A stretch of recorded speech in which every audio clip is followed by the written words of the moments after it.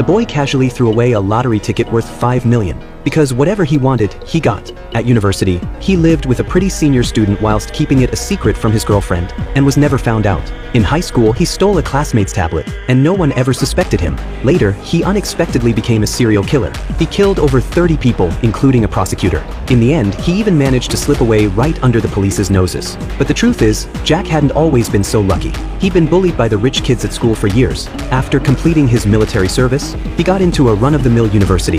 Upon graduation, he faced the prospect of unemployment. He had no grand ambitions. He was perfectly content working part-time at a convenience store. One day, a drunken old man came into the shop to buy cigarettes. He bought only $1 worth of goods but made a host of unreasonable demands, even to make humiliating gestures, and finally refused to pay. Jack suppressed his anger and went out to confront him.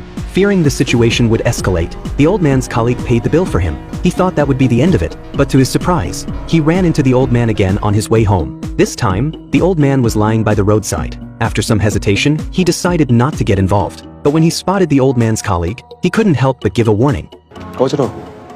The man suddenly turned cold and fierce. Jack couldn't resist making a rude gesture behind his back. But what he hadn't anticipated was that there was a mirror right in front of him. He awkwardly tried to apologize, only to be stunned by a slap across the face. To make it easier to strike, the man had even thrown his bag aside. But the sudden violence instantly reminded Jack of his experiences of being bullied at secondary school. For the first time, he felt an urge to fight back. He grabbed the hammer from the bag, a tool originally intended for hanging pictures. But the first blow landed squarely on the man's head. Once the man had lost consciousness, Jack froze in his tracks. Just then, a woman walking a dog approached. Fortunately, she was blind. Back home, Jack began searching to see if manslaughter might result in a reduced sentence. By chance, he noticed the landscape painting was still on the floor, and he suddenly realized the hammer was still at the scene of the crime. What he didn't know, however, was that the hammer had already been taken home by the so-called blind woman.